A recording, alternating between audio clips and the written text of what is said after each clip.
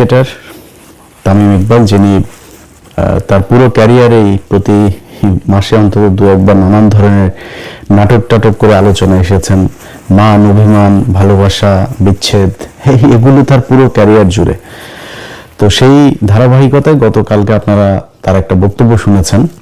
তিনি হঠাৎ করে সারা দেশের, এমনকি আমরা যে সরকারের সমালোচনা করছি সেই সরকারও কি কাহিনী জানি না, তারাও দেখলাম ইন্ডিয়ার এবার এই যে মুস্তাফিজকে তারা কলকাতা নাইট রাইডার্সের হয়ে খেলার থেকে বাদ দেওয়ার কারণে যে প্রতিক্রিয়া দেখিয়েছে এবং যে পদক্ষেপগুলো নিয়েছে, সেটা খুব ভালো কিছু পদক্ষেপ নিয়েছে।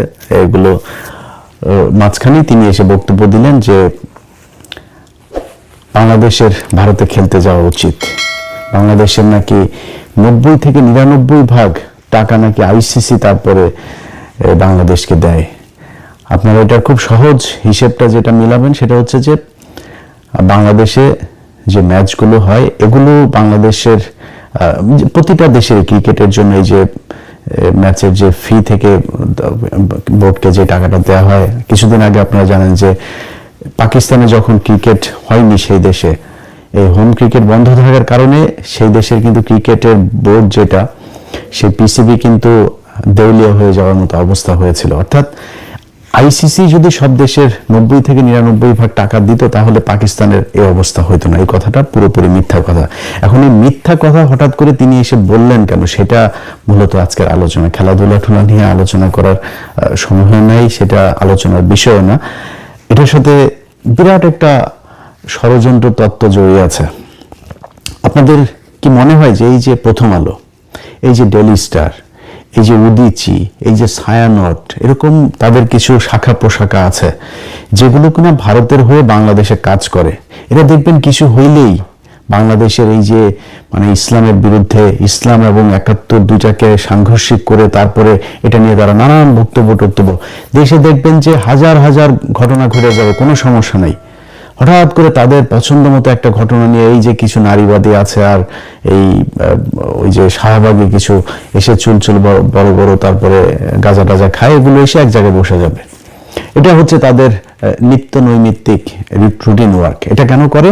কারণ ওইখান থেকে টাকা পয়সা পায়, সেইটা পেয়ে তাদের একটা নির্দিষ্ট রুটিন করে দেওয়া আছে যে এই মাফিক তাদেরকে কাজ করতে হবে, এবং এই কাজগুলো কখন কি করতে হবে সেটাও কিন্তু ওই দেশের সরকার, ওই গোয়েন্দা সংস্থায় কিন্তু তাদেরকে ঠিক করে দেয়।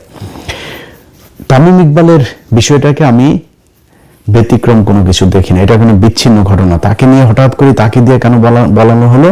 আমার ধারণা যে এই মুহূর্তে যদি মাশরাফি স্বাভাবিক অবস্থায় থাকতেন, সাকিব থাকতেন, যাদের ক্রিকেটে ব্যাপক জনপ্রিয়তা আছে, এই ধরনের কিছু মানুষ যদি থাকতেন তাহলে তাদেরকে দিয়ে বলা হতো।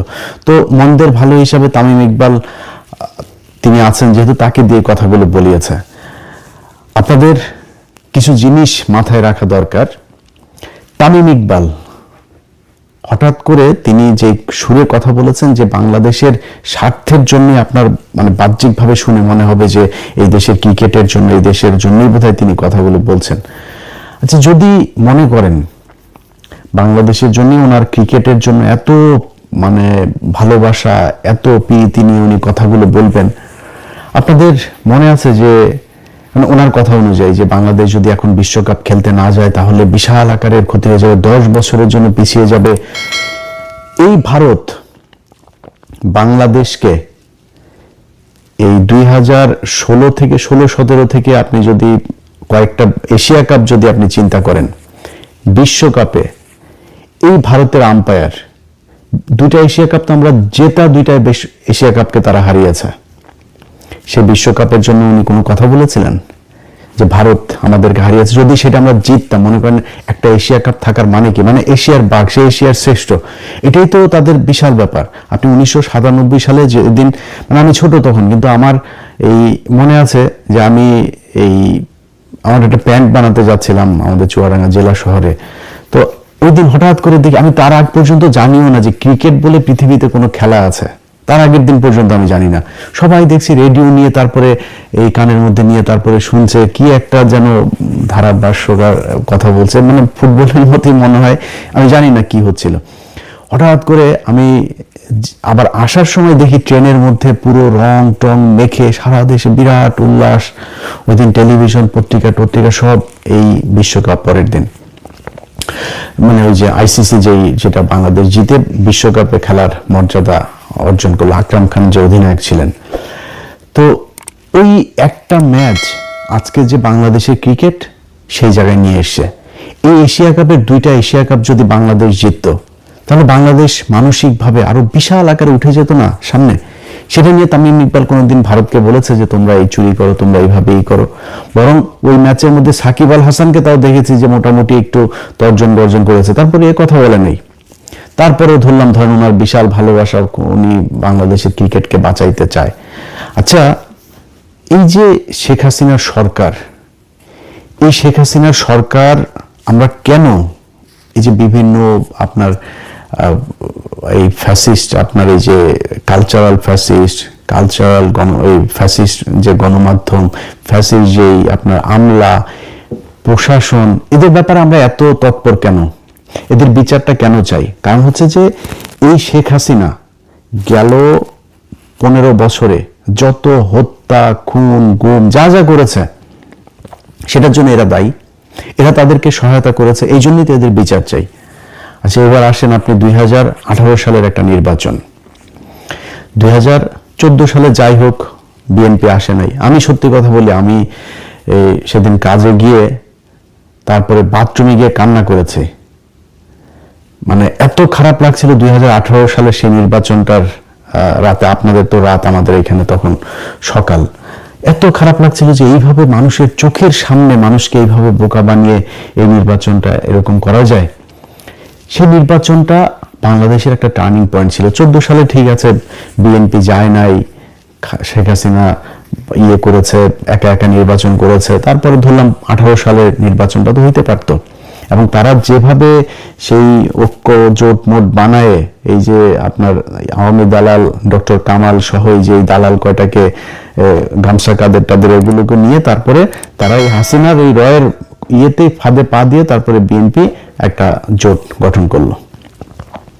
সেই জোট গঠন করার পরে কি হলো দেখেন, রাতের বেলা ভোট নিয়ে তারপরে দিনের বেলা সেটা প্রচার করলো যে হ্যাঁ এই হয়েছে, আগের রাতে ভোট শেষ হয়ে গেল। সেই নির্বাচনটা বাংলাদেশের এই যে গেল 5 বছরে, অন্তত 5-6 বছরে যে মানুষগুলো মারা গেল, মানুষগুলোকে মারা হলো, খুন করা হলো, এই মানুষগুলো নির্বাচনটার কারণে মরে নেই। এই জন্য আমরা চাই যে এই নির্বাচন, এই প্রশাসন, এই যে জনপ্রতিনিধি সহ যারা যারা সাংবাদিক, শিক্ষক, যারা এই শেখ হাসিনাকে সমর্থন দিয়েছে, এদের সবার বিচার হইতে হবে। আচ্ছা, তাদের যদি বিচার হয়, ওদের অনেকের বিচার হচ্ছেও, সেনাবাহিনীর পর্যন্ত বিচার হচ্ছে, তাহলে ক্রিকেটারদের বিচার হওয়া দরকার না? কেন জানেন? 2018 সালের নির্বাচনের পরে 2000 এই যে এই দিন আরেকটা নির্বাচন। আচ্ছা, আপনাদের মনে আছে এই যে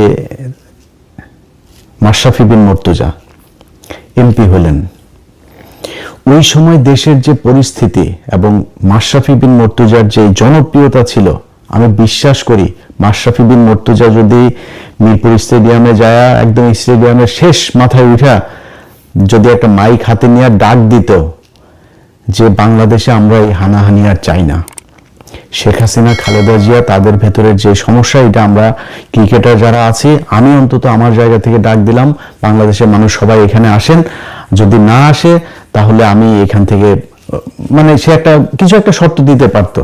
সে যদি সে ডাক দিত এই দেশের, আমি বিশ্বাস করি তার যে জনপ্রিয়তা, যে নিরপেক্ষতা তার ছিল, যে গ্রহণযোগ্যতা ছিল, সে ডাক দিলে বাংলাদেশের অন্তত 2-4-10 লাখ মানুষ সেদিন চলে আসতো তার ডাকে। এবং আমার বিশ্বাস যে রাজনৈতিক দলগুলিও একটা ই করতো না, আসলে আমাদের মনে হয় একটা জায়গায় আসা উচিত। কারণ একটাই মাত্র জায়গা, সেটা হচ্ছে ক্রিকেট, যেখানে বাংলাদেশের মানুষ কোনো দলাদলি করে না। এই ক্রিকেট যখনই আসে তখনই বোঝা যায় যে এই দেশের মানুষের কত দেশপ্রেম, সবাই এক হয়ে যায়। সেই ইন্ডিয়া হোক, পাকিস্তান হোক, ইংল্যান্ড হোক, অস্ট্রেলিয়া হোক, যেটাই হোক, ক্রিকেটে আমরা সবাই এক।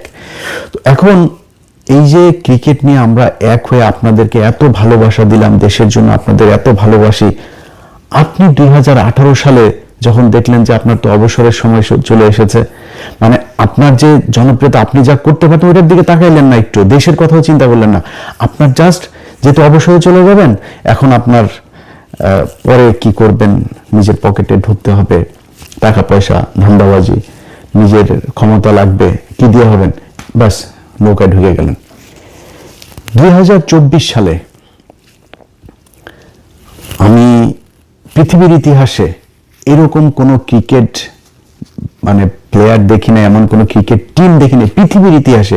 বিচ্ছিন্নভাবে এই ইয়েতে আপনার ভারতে একটা হয়েছিল, সেটাও সেও অবসরে ছিল এরকম একজন প্লেয়ার।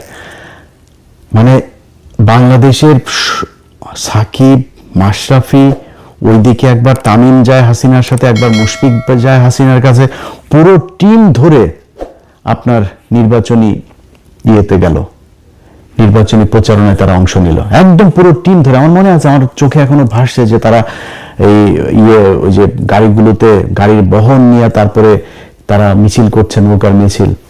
এই পৃথিবীর ইতিহাসে এমন কোন জায়গা আছে যে এই দেশে এরকম ঘটনা ঘটেছে, পুরো ক্রিকেট টিম ধরে যায় আপনারা একটা রাজনৈতিক দলের নৌকার মিছিলে যান আপনারা একজন